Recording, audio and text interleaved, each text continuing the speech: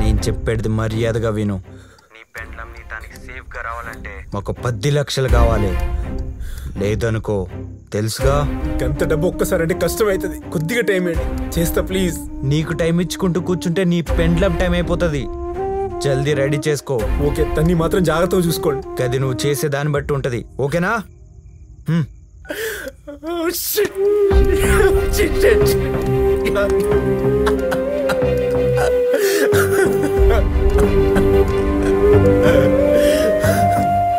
నా ఫాల్తు దిమాగ్లో ఓవర్ లెక్కలు చేసి బంగారం లాంటి దాన్ని కష్టాల పడేసిన. నా శ్వాస లాంటి శైలుని దూరం చేసుకుందా. తప్పు చేసిన Shailu. I'm sorry, I'm really sorry.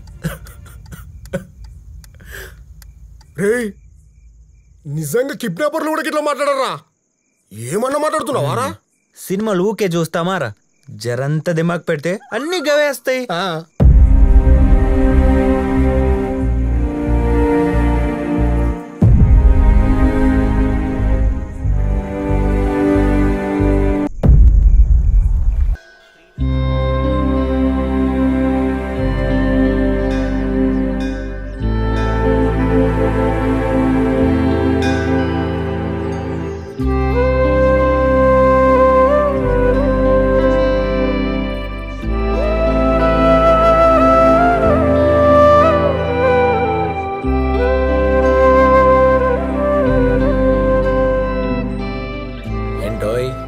కోరికలతో దేవుణ్ణి బాగా ఇబ్బంది పెడుతున్నట్టున్నావు.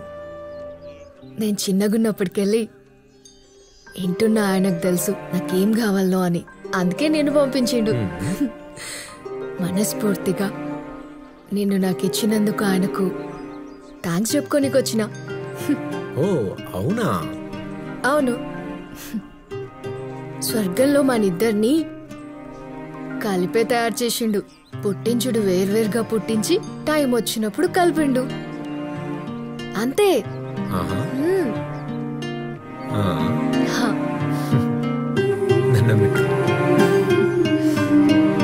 ఇంకా పోదామా?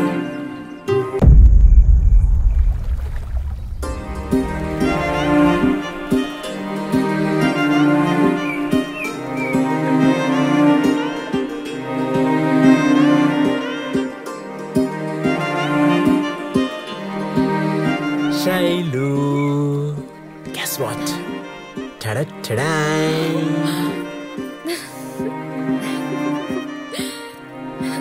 ఈ జిందగీలా నువ్వే నాకు దొరికిన చాలా పెద్ద గిఫ్ట్. ఎందుకో తెలుసా?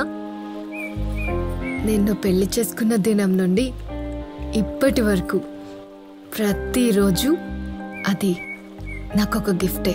ఇంకా నా జీవితానికి ఇంతకన్నా ఏం కావాలి? నువ్వు నా పక్కనుంటే ఎప్పుడూ నా దిల్ ఖుష్ అయితేనే ఉంటుంది. దాని ముందు ఏ గిఫ్ట్లు పనికిరావు. Hello madam, cool. గిఫ్ట్లు నీకు అవసరం లేదేమో, నాకు కావాలి. పుజ్జి పుజ్జి ప్రాణాలు, బుల్లి బుల్లి ప్రాణాలు. ఒక పాపనో బాబునో ఇచ్చావనుకో, అదే నాకు పెద్ద గిఫ్ట్.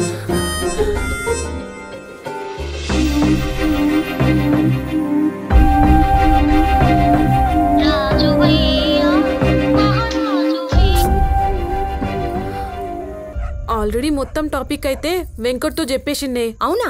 ఏమన్నాడే మళ్ళా? ఇంత జల్దీ అంటే అన్ని సెట్ చేయాలంట. అందుకే జర టైం అడిగిండు. నువ్వు టెన్షన్ పడకే. అసలు నువ్వెందుకు టెన్షన్ పడుతున్నావు?